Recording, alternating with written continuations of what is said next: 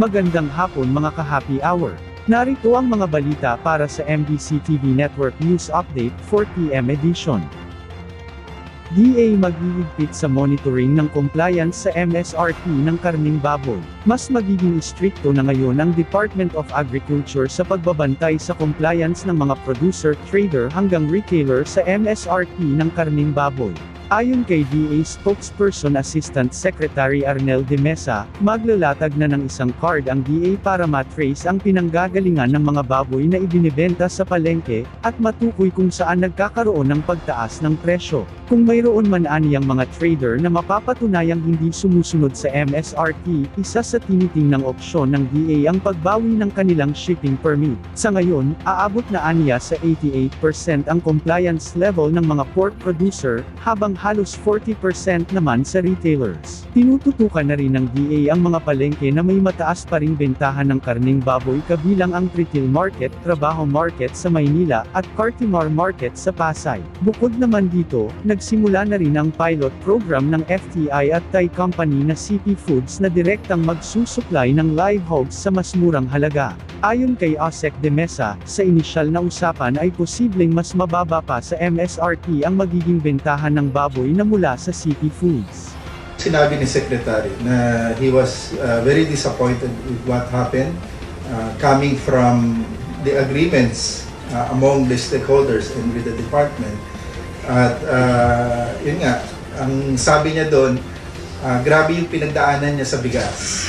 Kumbaga, yung sa baboy, parang he felt na madali yung naging mga nagkasunduan. So medyo kinabahan siya dahil naging madaling agreement, baka magkaroon ng problema, which happened nga. So he shared na kapag madali, pag minsan may problema. So ngayon, dahil may ganitong issue, talagang siyempre kailangan din gumawa ng paraan para masolusyonan yung mga ganitong naging problema.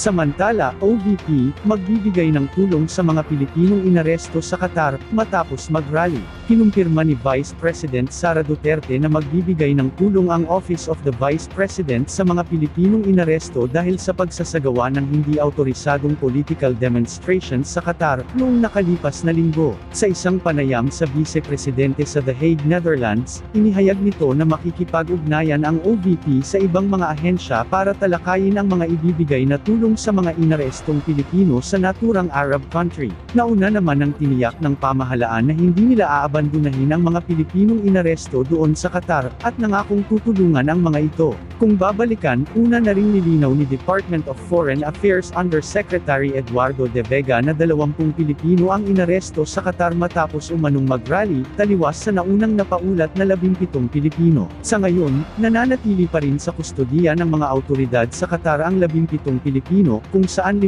dito ay kababaihan habang 12 naman ay mga kalalakihan. Pinalaya naman na ang 3 bata na kabilang sa ikinulong, subalit ang kanilang mga magulang ay naiwan sa piitan, base na rin sa impormasyon mula sa Department of Migrant Workers. Ayon kay Yusek de Vega, maaaring nagsagawa ang mga ito ng rally bilang pagtutol sa pag-aresto at pagkulong kay dating Pangulong Rodrigo Duterte dahil sa crimes against humanity charges na kinakaharap niya sa International Criminal Court.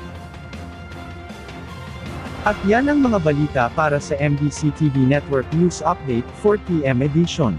Abangan ang mga susunod na balitaan mamaya para sa 5 PM edition.